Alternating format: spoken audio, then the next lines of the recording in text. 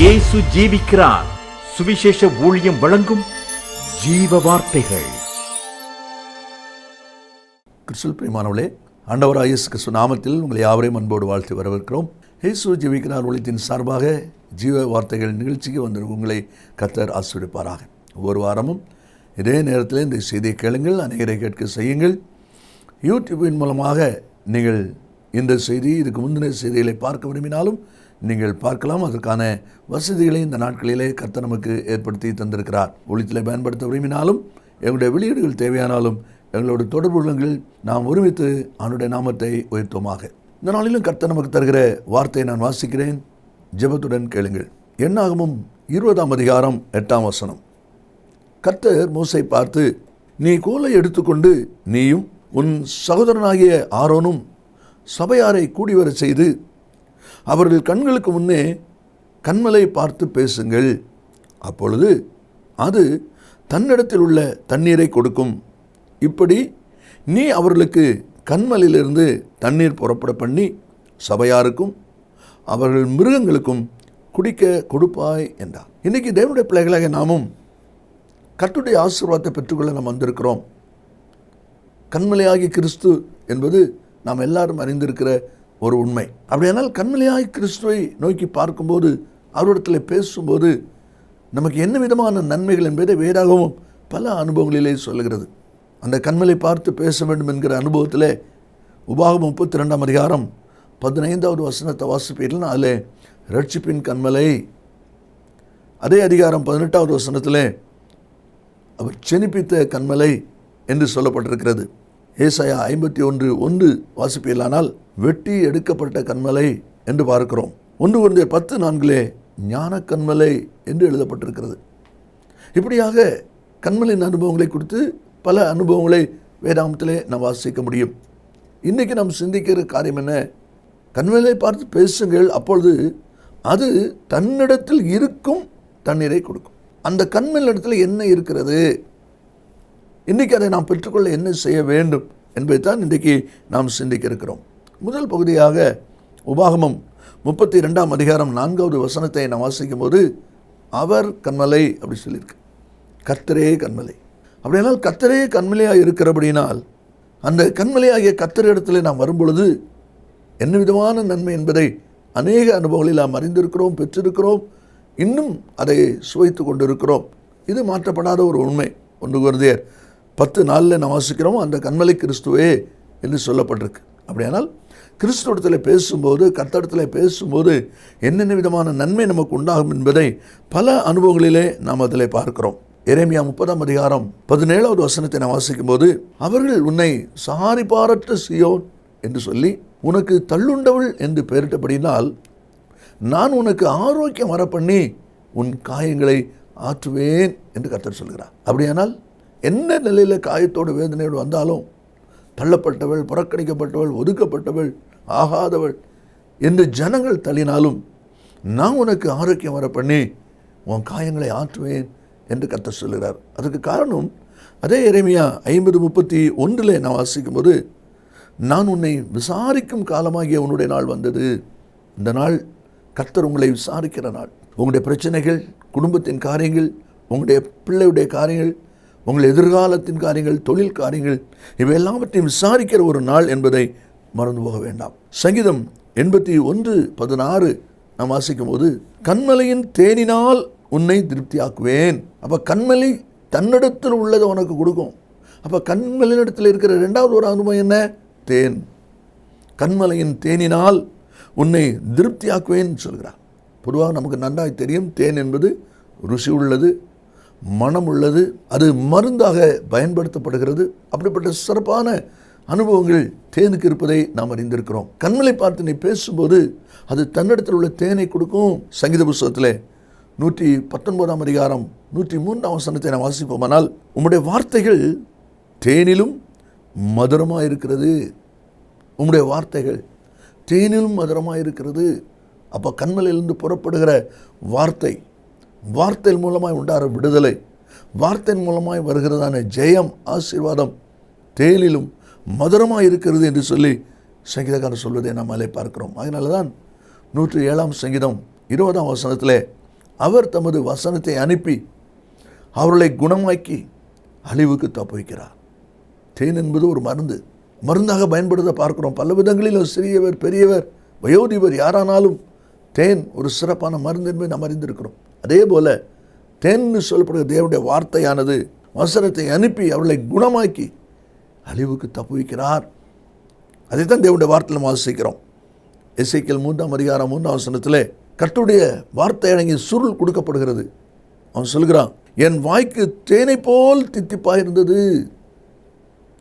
தேனை போல தித்திப்பாயிருந்தது என்று சொல்லி அவன் சொல்வதை பார்க்கிறோம்.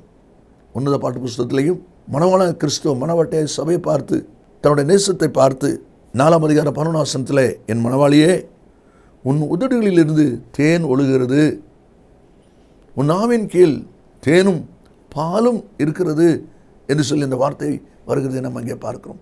இந்த வார்த்தையில் கேட்கிற அன்பு நேச பிள்ளைகளை, கண்மலையை பார்த்து நீங்கள் பேசும்போது அது தன்னிடத்தில் உள்ளதை கொடுக்கும். அது என்ன? தேன். கண்மலையின் தேனினால் உன்னை திருப்தியாக்குவேன் என்று சொல்லி ஆண்டவர் சொல்வதை பார்க்கிறோம். இனி அடுத்த 3வது ஒரு அனுபவத்தை நாம் பார்ப்போமானால், யோபின் புத்தகம் 29ஆவது அதிகாரம் 6வது வசனத்தை நான் வாசிக்கும் போது, கண்மலையிலிருந்து எனக்காக எண்ணெய் நதி போல ஓடி வந்தது. கண்மலையிலிருந்து எனக்காக எண்ணெய் நதி போல ஓடி வந்துதான். பட்டுப்படாமல் தொட்டு தொடாமல் அல்ல, நதி போலனால் புரண்டு வருகிறது, அடக்க முடியாமல் வருகிறது, சாலமாய் பாய்ந்து வருகிறது. கண்மலையிலிருந்து எனக்காக எண்ணெய் என்று சொல்லி அந்த வார்த்தை வாசிக்கிறோம். உபாகமம் 32ஆம் அதிகாரம் 13வது வசனத்தை நான் வாசிக்கும் போது, கற்பாறையிலிருந்து வடியும் எண்ணெயையும் அவன் உண்ணும்படி செய்தார். கற்பாறையிலிருந்து வடியும் எண்ணெய், அதான் கண்மலை. வடிகிற எண்ணெயை அவன் உண்ணும்படி செய்தார். அப்படியானால் சாப்பாடாக, அதை உணவாக கொடுக்கப்படுகிறதை நம்ம அங்கே பார்க்கிறோம். உங்களுக்காகவே ஆயத்தமாக்கப்பட்டிருக்கிறது. சங்கீதம் 104:15 மனுஷனுக்கு முகக்கலையை உண்டு பண்ணும் எண்ணெய். எண்ணெய் மனுஷனுக்கு முகத்தில் களை உள்ளதாக, மகிழ்ச்சி உள்ளதாக, ஒரு பூரிப்பு உள்ளதாக நம்முடைய முகத்தை மாற்றுகிறதாம். முகம் என்பது எழுத்தின்படி முகமானாலும் ஆவிக்குரிய அனுபவத்திலே ஜீவியம். உங்களுடைய ஜீவியத்தை அது மெருகேற்றுவதாக இருக்கும். ஜீவியத்தை களை உள்ளதாக, இன்பமானதாக, மகிழ்ச்சி உள்ளதாக அது மாற்றும் என்பதுதான் அதில் கொடுக்கப்பட்டிருக்கிற அந்த வார்த்தையினுடைய அனுபவமாக இருக்கிறது. மாத்திரமல்ல, யாக்கோபு நிருபத்தில் 5ஆம் அதிகாரம் 14ஆம் வசனத்தை நான் வாசிக்கும் போது, உங்களில் ஒருவன் வியாதிப்பட்டால் சபையின் மூப்பரை வரவழைப்பானாக, அவர்கள் வந்து கர்த்தருடைய நாமத்தினாலே எண்ணெய் பூசி ஜெபிக்க கடவர்கள். வியாதிஸ்தனுக்கு எண்ணெய் பூசி ஜெபிக்கிற பொழுது விடுதலை கிடைக்கிறது. எங்கேருந்து இந்த எண்ணெய் வருகிறது? கண்மலையிலிருந்து. அதைத்தான் நம்ம மேலே வாசிக்கிறோம். கண்மலையிலிருந்து எனக்காக எண்ணெய் நதி போல ஓடி வந்தது. சுகமளிக்கிற வல்லமை. லூக்கா சுவிசேஷம் 10ஆம் அதிகாரம் 34வது வசனத்தில் சமாரியன் கிட்ட வந்து குற்றுயிராய் காயப்பட்டு கிடக்கிற அந்த மனுஷனுடைய காயங்களிலே எண்ணெய் பூசினான் என்று பார்க்கிறோம். எண்ணெய் பூசினான் என்று பார்க்கிறோம்.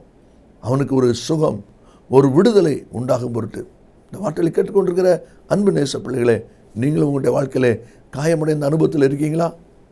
வேதனையின் அனுபவத்தில் போய்கொண்டிருக்கிறீங்களா? ஏதாவது ஒரு காரியம் உங்களை அதிக நோவுக்குள்ளே தள்ளியிருக்கிறதா? கண்மலையில் இருந்து உங்களுக்காக எண்ணெய் புறப்பட்டு வருகிறதா இருக்கிறது. அந்த எண்ணெய் உங்களை வந்து சேர வேண்டுமானால், உங்கள் சரீரத்திற்குள்ள வேதனையை மாற்ற வேண்டுமானால், காயங்களை கட்ட வேண்டுமானால், கண்மலையை பார்த்து பேசுங்கள். அப்பொழுதுதான் எண்ணெய் புறப்பட்டு வரும். நீங்கள் பேசாமல் எண்ணெய் வராது, சுகம் கிடைக்காது, விடுதலை கிடைக்காது. கடைசியாக ஏசாயா புஸ்தகம் 2ஆம் அதிகாரம் 19ஆம் வசனத்தை நான் வாசிக்கும் போது, கண்மலையின் கெபிகளிலும் பூமியின் குகைகளிலும் புகுந்து கொள்வார்கள். கண்மலையின் கெபிகளிலும் பூமியின் குகைகளிலும் புகுந்து கொள்வார்கள். இது என்ன அனுபவம் கெபியில் இருக்கிறது என்பது ஒரு பாதுகாப்பு. கண்மலையிலே உனக்கு பாதுகாப்பு இருக்கிறது. கண்மலை நீ சார்ந்து வரும்பொழுது, கண்மலையை நீ நெருங்கி வரும்பொழுது உனக்கு பாதுகாப்பு கிடைக்கிறது. கர்த்தர் ஒருக்கு பாதுகாப்பாக காப்பாற்றுகிறவராக உனக்கு இருக்கிறார். ஆனால் நீ கண்மலை பார்த்து பேசணும், அந்த கெபி உன்னை தேடி வராது, நீ தான் கெபிக்கு வரணும். நீ தான் கர்த்தருடைய சமூகத்துக்கு வரணும். கன்மலையை நெருங்கி நீங்கள் தான் வரணும். யார் ஒருவர் தங்களுடைய வியாதி பலவீனம் தங்களுடைய போராட்டம் என்று சொல்லி என்ன காரியத்தை நீங்கள் நினைத்து வேதனையோடு இருக்கீங்களோ அந்த காரியத்திலே கன்மலையாகிய கிறிஸ்துவை நெருங்கி நீங்கள் வருகிறீங்களோ அந்த பாதுகாப்பு உங்களுக்கு கிடைக்கும். உபாகமம் 33 அதிகாரம் 16வது வசனத்திலே நான் வாசிக்கும்போது, கன்மலையின் அரண்கள் அவனுடைய உயர்ந்த அடைக்கலமாயிருக்கும். அரண் என்பதும் ஒரு பாதுகாவல். அதை தான் இன்னொரு விதத்திலே கெபி என்று சொல்லி நாம் வாசிக்கிறோம். கன்மலையிலே அரண், அந்த பாதுகாவல் இருக்கிறது என்று சொல்லி அந்த வார்த்தை சொல்வதை நாம் அதில் பார்க்கிறோம். 1 ராஜாக்கள் 18ஆம் அதிகாரம் 4வது வசனத்தை நாம் வாசிப்போமானால், ஏசபேல் கர்த்தரின் தீர்க்கதரிசிகளை சங்கரிக்கிற போது ஒபதியா 100 தீர்க்கதரிசிகளை சேர்த்து அவர்களை கெபிக்கு 50 பேராக ஒளித்து வைத்து அவர்களுக்கு அப்பமும் தண்ணீரும் கொடுத்து அவர்களை பராமரித்து வந்தான். ஆகாப் ராஜாவுடைய நாட்களில் கர்த்தருடைய ஜனங்களுக்கு விரோதமான காரியங்கள் செய்யப்படும் பொழுது ஒபதியா என்கிற தீர்க்கதரிசி தேவனுடைய மனுஷன் 100 தீர்க்கதரிசிகளை 2 கெபியிலே 50 பேராக வைத்து அவங்கள போஷித்து பாதுகாத்தான்னு பார்க்குறோம். அவங்கள பாதுகாப்பதற்கு அவனுக்கு கிடைத்திருக்கிற ஒரு சிலாக்கியம் அடைக்கலமான இடம் இது கெபி, கன்மலையில் இருக்கிற கெபி. அதுதான் தேவனுடைய வார்த்தையில் நாம் வாசிக்கிறோம். அதே போல் 1 ராஜாக்கள் 19:9 எலியா ஒரு கெபிக்குள் போய் தங்கினான் என்று சொல்லி நாம் பார்க்கிறோம். இந்த வார்த்தையில் கேட்கிற அன்பு நேச பிள்ளைகளே, கன்மலை பார்த்து பேசுங்கள். கன்மலிலிருந்து தேன், கன்மலிலிருந்து எண்ணெய், கன்மலை மூலமாய் பாதுகாப்பு, இவ்வளோ ஆசீர்வாதம் இருக்குது. ஆனால் இது எப்படி கிடைக்கும்? இதை எப்படி பெற்றுக்கொள்வது? அந்த கன்மலை பார்த்து நீ பேசணும். அந்த வார்த்தை கவனிங்க. நீங்கள் கன்மலையில் பார்த்து பேசுங்கள், அப்பொழுது அது தன்னிடத்தில் உள்ள தண்ணீரை கொடுக்கும், தன்னிடத்தில் உள்ளதை உனக்கு கொடுக்கும். அப்படியெல்லாம் தன்னிடத்தில் இருக்குது. கன்மலையின் இடத்தில் இந்த ஆசீர்வாதம்லாம் இருக்குது. தேன் இருக்குது, எண்ணெய் இருக்குது, பாதுகாப்பு இருக்குது, இவ்வளோ காரியங்களை கர்த்தர் வச்சிருக்கிறார். அப்போ ஏன் இதை பெற்றுக்கொள்ளாமல் இருக்கிறீங்க? கேட்க வேண்டிய பிரகாரம் நீங்கள் இன்னும் கேட்கல. இன்றைக்கி ஒரு தீர்மானம் பண்ணுங்க. கன்மலையாகிய தேவன் தம்முடைய நன்மை தருவதற்கு உங்களுக்கு ஆயத்தமாக இருக்கிறார். நீங்கள் பேச வேண்டிய பிரகாரம், கேட்க வேண்டிய பிரகாரம் கர்த்தரிடத்தில் கேட்பீர்களானால் நிச்சயமாய் அந்த தேனினால் உண்டாகிற ஆசீர்வாதம், எண்ணெயினால் உண்டாகிற ஆசீர்வாதம், பாதுகாப்பின் ஆசீர்வாதம் உங்களுக்கு சமீபமாக இருக்கிறது. கர்த்தரோடு பேசுவீங்களா? நிச்சயமாய் கர்த்தர் உங்களை ஆசீர்வதிப்பார். நாம் ஜெபிப்போம். இயேசு சீக்கிரம் வரப்போகிறார். நல்ல பிதாவே, நன்றியோடு துதிக்கிறோம். உம்முடைய வார்த்தை ஆமென்றும் ஆமென் என்றும் இருப்பதற்காக ஸ்தோத்திரம். இந்த வார்த்தை கேட்டுக்கொண்டிருக்கிற ஒவ்வொரு பிள்ளைகளும் கன்மலை பார்த்து கன்மலை பார்த்து பேசுவதற்கு ஆண்டவர் கிருபை கொடுப்பீராக. கேட்கும்போது பேசும்போது சகல நன்மைகளை பெற்றுக்கொள்ள முடியுமே. அவர்களுக்காக வைக்கப்பட்டிருக்கிறபடினால் அதை சுதந்திரித்துக் கொள்ள கிருபை செய்யும். இயேசுவின் நாமத்தில் பிதாவே, ஆமென், ஆமென். கர்த்தர் உங்களை ஆசீர்வதிப்பாராக. ஆமென். அருமையானவர்களே, கடந்த நாட்களில் ஒரு புஸ்தகத்தை குறித்து நான் உங்களுக்கு சொன்னேன். 50 செய்திகள் அடங்கிய இந்த புஸ்தகம் உங்கள் ஆவிக்க வாழ்க்கைக்கு மிகவும் பிரயோஜனமாக இருக்கும். ஊழியர்களுக்கு சிறப்பாக பிரயோஜனமாக இருக்கும். நீங்கள் இதை பெற்று பயன்படும்படி உங்களை அன்பாய் கேட்டுக்கொள்கிறேன். மற்ற விவரங்களை என்னிடத்தில் கேட்டுக்கொள்ளுங்கள். கர்த்தர் உங்களை ஆசீர்வதிப்பாராக. மேலும் விவரங்களுக்கும் உங்கள் ஜெப தேவைகளுக்கும் நீங்கள் எங்களோடு தொடர்பு கொள்ள வேண்டிய முகவரி: ஜீசஸ் லிவ்ஸ் காஸ்பல் மினிஸ்ட்ரீஸ், சகோதரர் John M Jeyaraj, 123A Dohnavur road, Mavadi, Nellai மாவட்டம், தென்னிந்தியா 627107. Cellphone 9443113292. Email yesujeevikrar@gmail.com. Website www.jesuslivesministries.org.